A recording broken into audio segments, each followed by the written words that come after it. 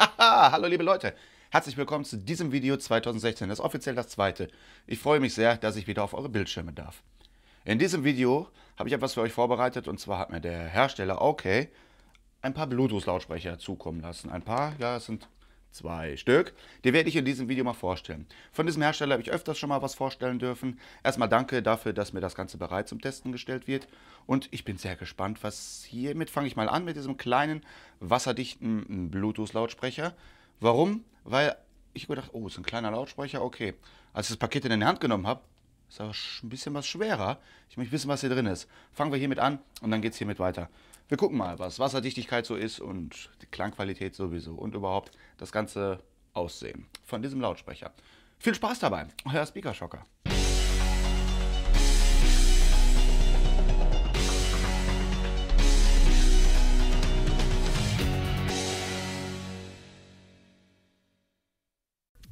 Und los geht's mit dem OK SKM3 Unboxing. Ja!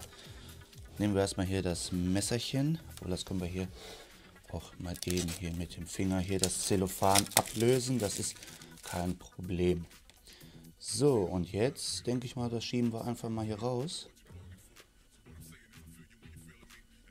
Ah, nee. So geht das Ganze. Hier ist schön magnetisch hier gelagert, hier das Ganze so. Hier sieht der Karton im Einzelnen aus. Hier können wir schon mal einige Produktinformationen uns abnehmen, was, wo, welcher Knopf zu bedienen ist. Ja, hier nochmal die Modellbezeichnung. Und einige Spezifikationen, wie zum Beispiel Wasserdichtigkeit IP6X. Werden wir gleich nochmal genauer drauf eingehen, was genau das ist. Und ja, jetzt machen wir es mal auf, ne?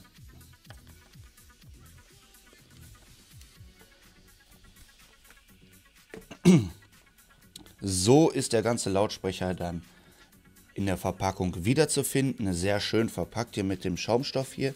Das werden wir auch ganz vorsichtig mal entnehmen. Und hier haben wir auch schon den gesamten Lautsprecher. Ist von der Größe ungefähr etwas größer wie ein normaler Tennisball. Und wiegen, genau, wir wiegen den mal. So, wir stellen den guten Lautsprecher dann einfach mal auf die Waage. Entnehmen hier vorher noch hier die Plastikverpackung.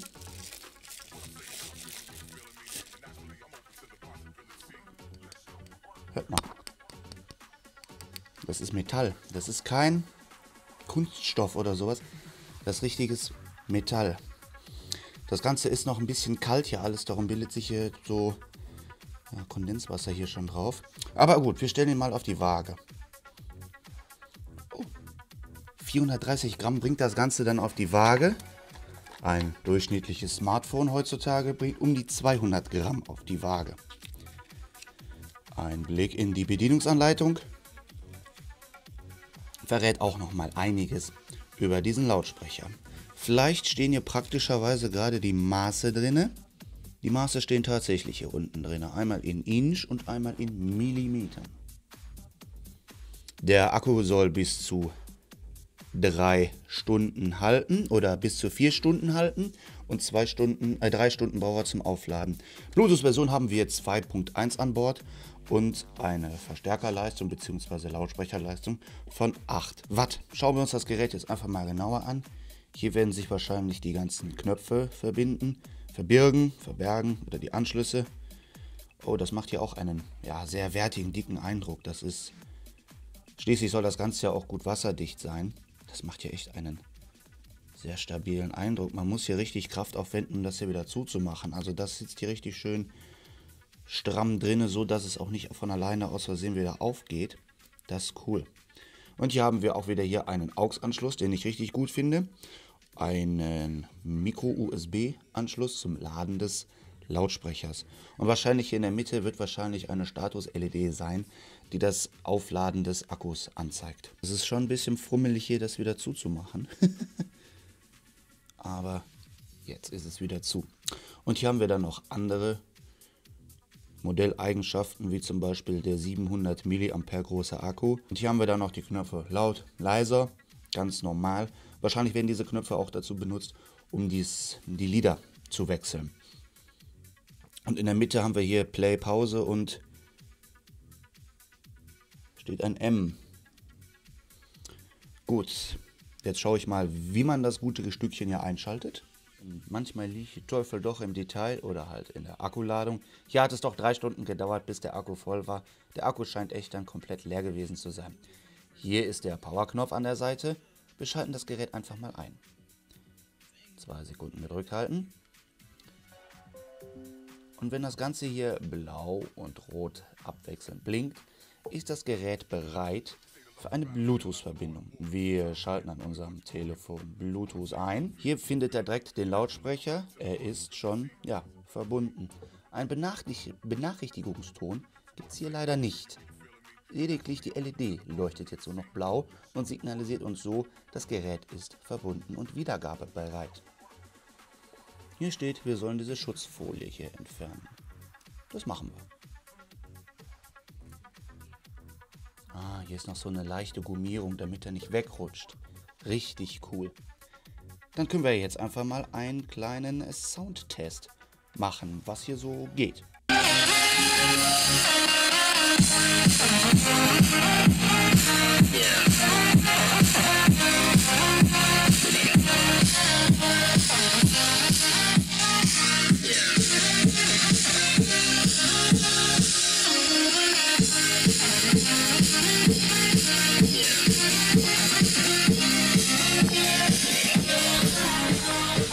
Gucken, was hier so mit der Lautstärke geht.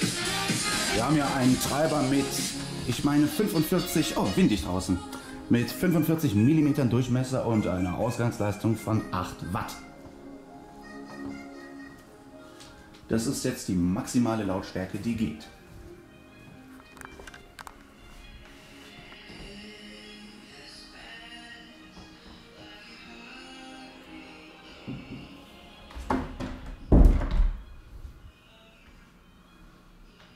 Die Höhen sind sehr durchdringend, sage ich jetzt mal. Ist natürlich auch gehäusebedingt. Es ist ein geschlossenes Gehäuse, ein Treiber nur. Da ist mit der Basswiedergabe nicht ganz viel drin.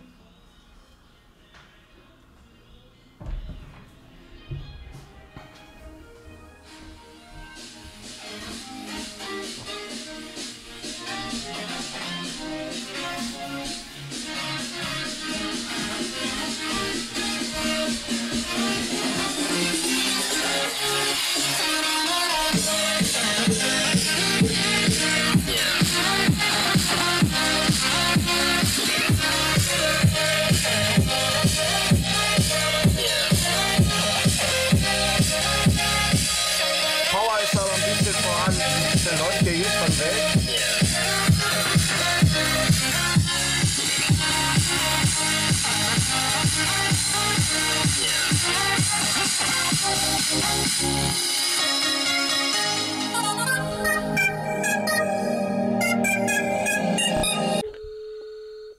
Telefonieren funktioniert auch wunderbar.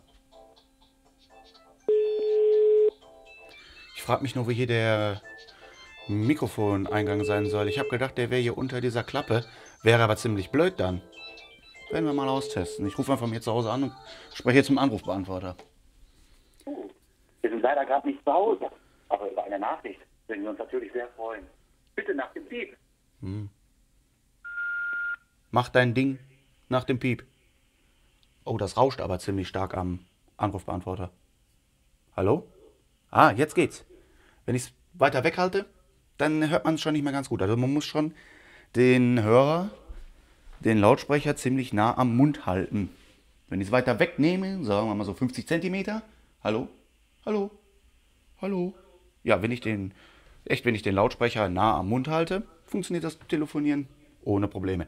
Weiter weg, dann wird es schon wieder schwierig, dass der euch versteht. Ihr werdet den natürlich gut hören, ihr habt ja hier eine Verstärkung drin, klar, aber er wird euch ja nicht hören. Also das heißt, ihr müsst den Lautsprecher ziemlich nah am Mund halten. Wie ihr den dann gerade rumhaltet, spielt dann keine Rolle mehr. Aber telefonieren geht wunderbar. Ich leg mal auf. Und das mache ich einfach über den Powerknopf hier. Komme ich nun mal zu einem kleinen Resümee über den Lautsprecher, über den SK-M3 von OK. Es ist ein richtig gut designter Lautsprecher. Vor allem die Verarbeitung, die kann sich wirklich sehen lassen. Ja, wir haben ja ein Metallgehäuse Man kann hier versuchen, hier irgendwas zusammenzudrücken. Oder irgendwas versuchen, irgendwie was zu finden, was billig ist. Ja, nee. Wenn wir stundenlang suchen, finden wir nichts. Hier ist richtig, das Ding ist wirklich für die Straße gebaut, wenn es runterfällt. Ja, gut, dann haben wir hier Kratzer drin im Metallgehäuse. Wäre dann nicht schön, aber das beeinträchtigt die Funktion des Gerätes in gar keinster Weise. Also wirklich. Wasserdicht ist das Ganze auch nach IPX6.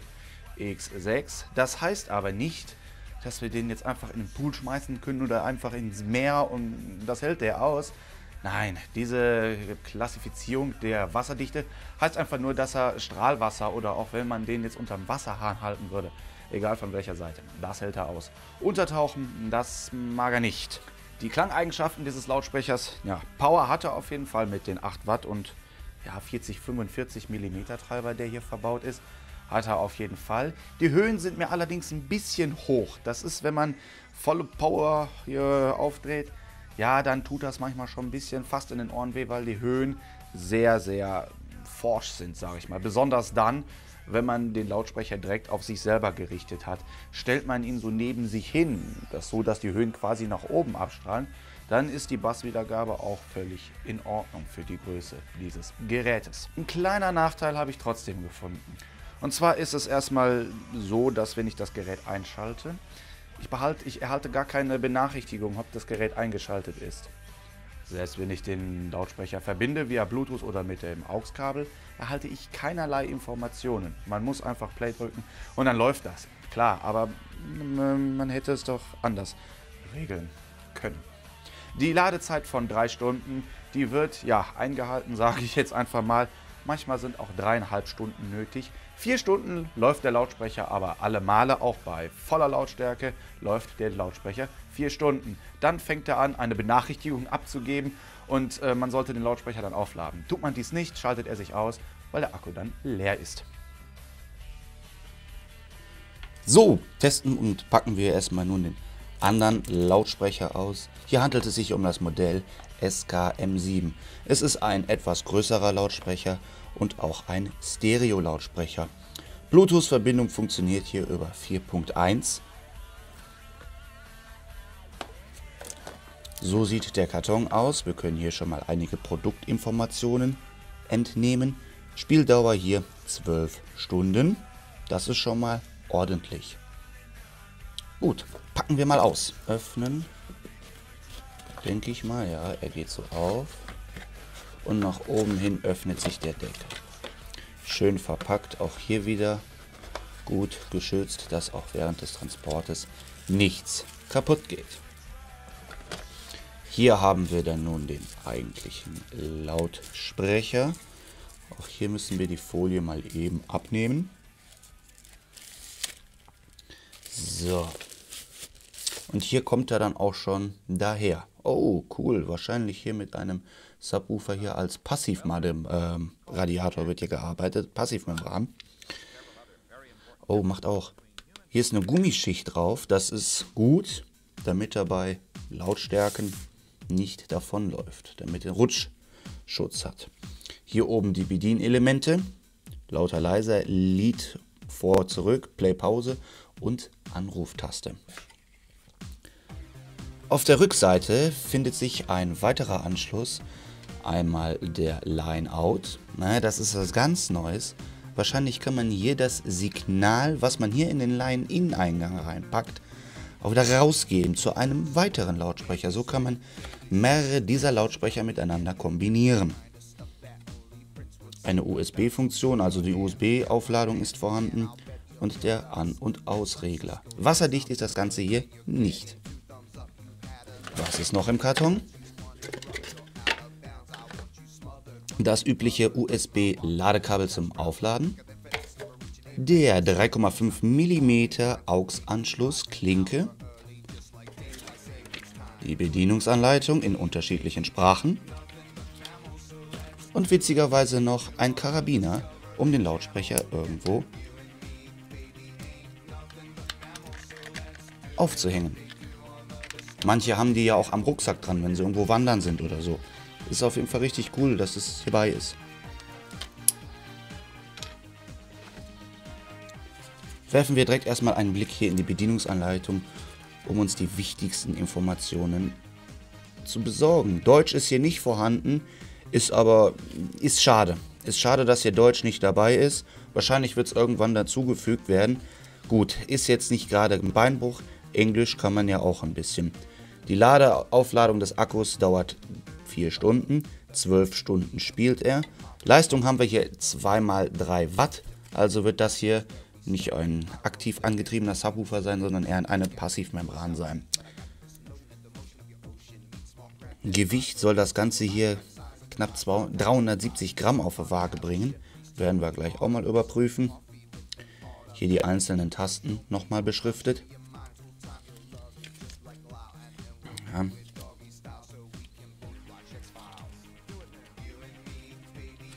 Wunderbar, stellen wir ihn doch mal auf die Waage. Und wie in der Bedienungsanleitung angegeben, bringt er knapp 400 Gramm auf die Waage. Ist aber gut verteilt, das Gewicht. Also Gewicht ist wirklich, wie man hier sehen kann, hier ist der Mikrofoneingang. Und hier also, ne, der Akku wird hier in der Mitte verbaut sein, nicht links oder rechts irgendwo, dass das Gerät irgendwie an einer Seite schwerer ist als auf der anderen. Ist ein gutes Gewichtsverteilung hier. Oh, die Gummimarkierung kann man hier abnehmen. Das finde ich jetzt nicht ganz so prickelnd. Das hätte man hier vielleicht irgendwie ein bisschen besser lösen können, weil viele spielen gerne rum, machen es ab und dann kriegt man es vielleicht nicht mehr dran. Zum Einschalten des Gerätes betätigen wir einfach hier den Schieberegler von Off auf On. Hier oben sollte dann eine Status-LED uns anzeigen, dass wir hier das Gerät nun mit unserem Handy, Tablet, wie auch immer, verbinden können. Auch hier betätigen wir einfach wieder Bluetooth. Wir klicken einfach auf Pairing oder Verbinden. Gerät verbunden, es hat gepiept, es verbindet sich. Die LED leuchtet blau, blinkt blau. Und auch hier können wir jetzt einfach mal einen Test machen.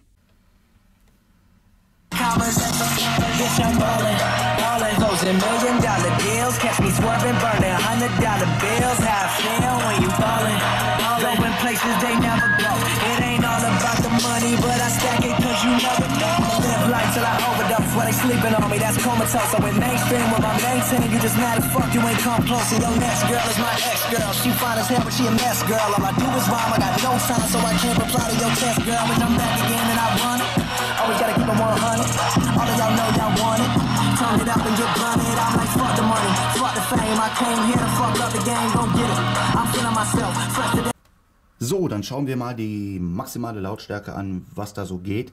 Das Piepen bei der maximalen Lautstärke signalisiert uns, hier geht es nicht mehr lauter, ist maximale Lautstärke. Was hat er denn hier jetzt ewig mit Zwischenspeichern hier? Naja.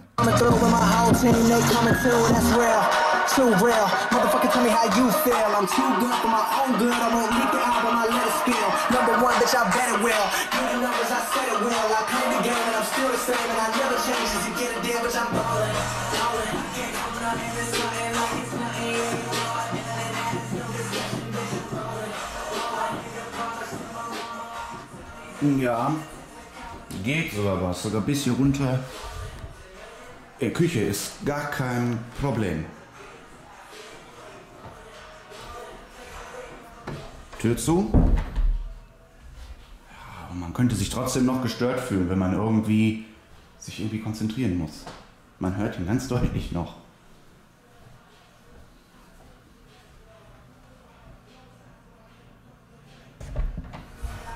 Ja.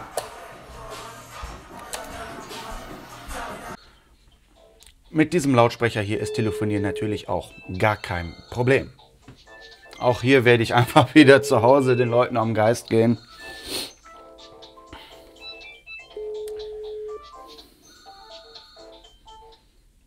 Hallo, wir sind leider gerade nicht zu Hause. Aber über eine Nachricht. Auch hier hört man ganz deutlich, kann man gut verstehen. Ich bin aufs Mikrofon gespannt. Ja, mach dein Ding nach dem Piep. Ah, hört sich schon besser an. Auch wenn ich weiter weghalte das Gerät, kannst du dich viel besser verstehen. Das finde ich eine coole Sache.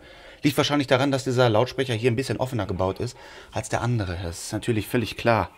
Hier kann man aber echt besser mit telefonieren. Coole Sache, coole Sache. Ich leg mal wieder auf. Das mache ich auch hier einfach über den Knopf. Und genauso gehe ich auch dran, wenn mein Handy klingelt oder dann halt der Lautsprecher klingelt, auch wenn ihr Musik hört. Drückt einfach hier diesen Telefonknopf oder bei den anderen halt den Powerknopf und dann könnt ihr das Gespräch annehmen. Und hier jetzt nochmal beide Systeme zusammen aufgebaut. Ja, hier, der ist schon bald wieder leer. Kommen wir gleich noch zu. Denn, ich habe ja schon angesprochen, dieser Lautsprecher hier, der hat einen Audioeingang und auch wieder einen Audioausgang. Das heißt, ich kann dieses System mit zum Beispiel demselben Lautsprecher beliebig oft erweitern. Hier habe ich jetzt einfach das Audiosignal, was hier vom Computer in den Lautsprecher reingeht, wieder rausgeleitet, hier zu diesem anderen Lautsprecher. Das probieren wir jetzt einfach mal aus. Ich drücke hier einfach mal ein x-beliebiges Lied und drücke mal auf Play und schauen dann mal, was dann so, wie das geht.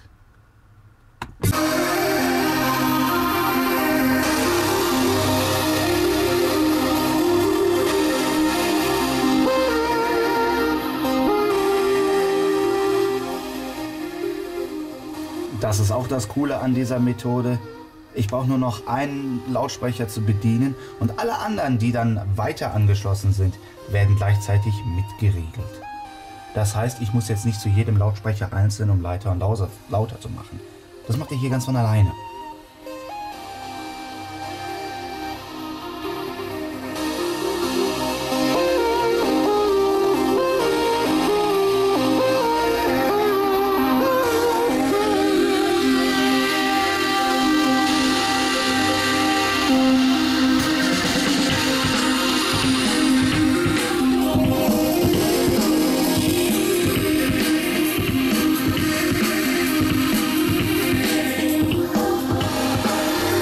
Der AOK SKM7 fällt durch sein voluminöses Soundbild auf. Wir haben hier eine Ausgangsleistung von 2x3 Watt. Wir haben hier zwei Treiber mit ungefähr 3 cm Durchmesser und einen passiven Subwoofer. Finde ich ziemlich cool. Er hat hier ein rundum gummiertes Gehäuse und selbst wenn man volle Power hat, dann kommt hier wirklich auch ein Bass kommt hier zustande. Und die Füße hier, die sind ziemlich cool. So läuft der nicht weg. Er hat eine Gummierung und läuft deshalb auch nicht weg. Selbst bei voller Power, die der Lautsprecher hier mit sich bringt. Ein kleiner Nachteil ist aber allerdings diese Gummierung hier. Das hätte man anders lösen können. Zwar lässt diese sich hier einfach abnehmen hier. Ne? Das ist, ich weiß nicht, ob das sinnvoll ist oder so. Ich weiß es nicht. Also das hätte man anders lösen können, dass das einfach besser hält. Wasserdicht, Staubdichtigkeit haben wir hier nicht vorhanden. Es ist ein einfacher Bluetooth-Lautsprecher, der doch Aufsehen erregt. Ja, wenn ihr irgendwo damit jetzt über die Straße oder durch die Städte läuft, Fußgängerzone, die Leute gucken euch an und denken, was hat der denn da? Wo kommt der Sound her? Weil der hat ja echt einen Sound, wie man es eigentlich von diesen größeren Ghetto-Blastern gewohnt ist. Da kann der hier echt gut mithalten. Nur halt, das mit der Gummierung, das ist hier nicht so ganz der Knaller. Aufladen dauert hier 4 Stunden, Spieldauer ist mit 12 Stunden angegeben. Ja, das Aufladen dauert 4 Stunden, 4,5 Stunden. Die Spieldauer 12 Stunden hält er aber nur dann, wenn man ihn zum Beispiel mit dem Handy verbindet, Radio hört und nicht irgendwie die ganze Zeit volle Pulle basslastige Musik hört. Tut man das, dann kommt man hier mit 9, 10 Stunden aus. Das ist immer noch, finde ich, sehr gut. Und dann beim Aufladen ist mir aber ein kleiner Nachteil auch noch aufgefallen. Und zwar ist es dann ziemlich egal, ob ich den Lautsprecher ein- oder ausgeschaltet habe. Sobald ich den an den USB-Aufladen anstecke, ist der Lautsprecher eingeschaltet. Egal, ob ich es hier ein- oder ausgeschaltet habe. Der Lautsprecher ist eingeschaltet. Das heißt, wenn ihr dann mit eurem Handy dann das Bluetooth-Signal einschaltet, dann verbindet sich der Lautsprecher direkt und er macht dann direkt, hier gibt er dann natürlich eine Benachrichtigung raus. Das ist, man hätte es besser lösen können, so dass ich den Lautsprecher auch ausgeschaltet habe, wenn ich dann den Lautsprecher auflade. Beide AOK-Lautsprecher lassen sich natürlich auch im Auflademodus betreiben. Telefonieren, wie wir gesehen haben, ist natürlich auch gar kein Problem. Aber wir haben ja gesehen, mit dem anderen Lautsprecher, da musste man nah hier dran an den Mund gehen. Hier ist das nicht der Fall, weil wir haben ja hier ein grobmaschiges Gitter, also auch Staub kann hier reinkommen. Also ist es eher wirklich was, um ihn an den Gürtel dran zu machen für sonnige Tage, um da einfach die Leute aufmerksam zu machen, weil guten Sound hat er auf jeden Fall. Ja, jetzt hat man natürlich die Qual der Wahl. Beide Lautsprecher machen auf ihre Art eine wunderbare Figur. Er hier durch seine wunderbare, robuste Bauweise, die es wirklich ermöglicht, ihn auch draußen bei Regen stehen zu lassen. Das stört ihm nicht, weil wie gesagt, auch unterm Wasserhahn, unter der Dusche, kein Problem. Untertauchen sollte man diesen Lautsprecher allerdings nicht. Richtig cooles Gerät für Leute, die laut gerne Musik hören und dem Bass nicht so wichtig ist. Cool. Und er hier ist was für die Voluminösen, also eher schon was für die Hip-Hopper unter euch, die solche Musik hören, die ein bisschen mehr auf Bass legen. Dann ist dieses Gerät hier die beste Wahl. Auffallen tut man damit sowieso, weil wirklich die Leute drehen sich um. Entweder sind sie neidisch oder wollen wissen, was ist das für ein Gerät, will ich auch haben. Die Links zu den Lautsprechern sind selbstverständlich in der Videobeschreibung drinne. Nur halt für die Dusche oder für den Strand oder so ist es nicht unbedingt gedacht, weil hier haben wir kein wasserdichtes Gehäuse und auch kein staubdichtes Gehäuse. Vielleicht im Badezimmer ins Regal stellen oder sowas, mit in die Dusche nehmen, ist hier leider nicht die beste Idee. Ich bedanke mich jetzt fürs Zusehen und freue mich, wenn wir uns das nächste Mal wiedersehen. Wenn euch das Video gefallen hat, dann bitte ich euch um einen Daumen nach oben und wir sehen uns beim nächsten Mal. Euer Speaker Shocker.